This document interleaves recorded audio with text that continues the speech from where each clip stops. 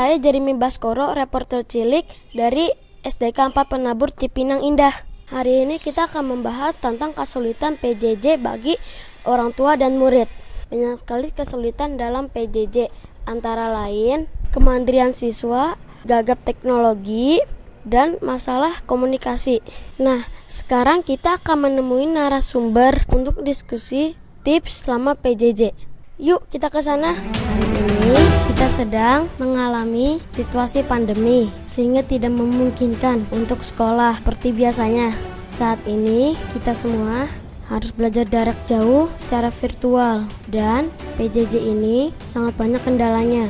Kita bisa lihat di berita bahwa ada anak yang stres, orang tua yang marah-marah karena kesulitan menghadapi PJJ. Kalau kita cek di Google, akan banyak berita betapa orang tua dan murid kesulitan dalam menjalani PJJ.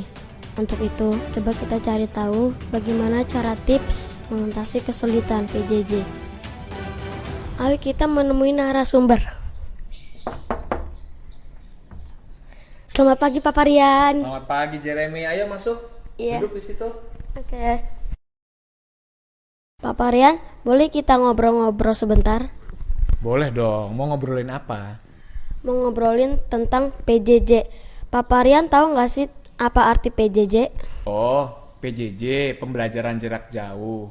Maksudnya, anak yang belajar sama guru yang mengajar itu berada di tempat yang terpisah. Jadi tatap mukanya adalah secara virtual, begitu kan?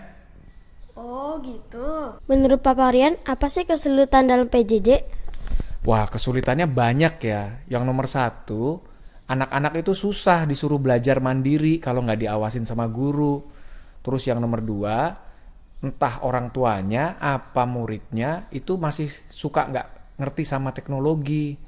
Jadi banyak sekali kesulitannya. Belum lagi kalau anaknya itu sambil belajar nonton YouTube, main game di komputer. Kadang kan gurunya nggak bisa ngeliat.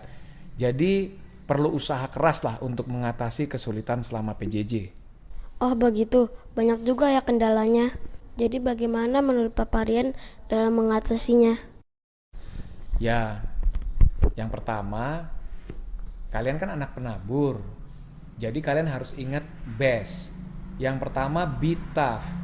Artinya, anak-anak itu harus berusaha untuk mandiri, mengerjakan semuanya sendiri, tidak dibantu oleh orang tua di dalam PJJ itu.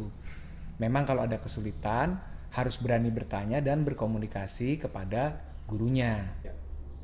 Terus bagaimana mengatasi gaptek? Nah, kalau untuk mengatasi gaptek, ingat yang kedua, Excel worldwide. Artinya, orang tua dan murid memang harus belajar terus-menerus untuk bisa menguasai dan beradaptasi dengan teknologi. Gimana menurut Pak Parian menyontek atau googling saat ulangan?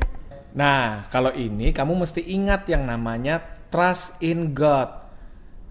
Manusia tidak bisa ada di mana-mana, tapi Tuhan ada di mana-mana. Jadi pada saat ulangan kalau kalian mencontek atau googling pada saat ulangan tidak jujur, maka yang rugi kalian. Kalian sudah berdosa kepada Tuhan dan kalian tidak menjadi pintar.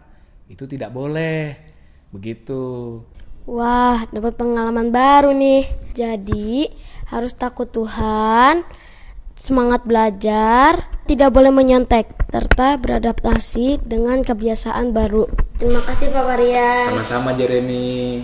Demikian teman-teman reportase mengenai PJJ. Saya Jeremy, reporter cilik dari SDK 4 Penabur melaporkan. Sampai jumpa.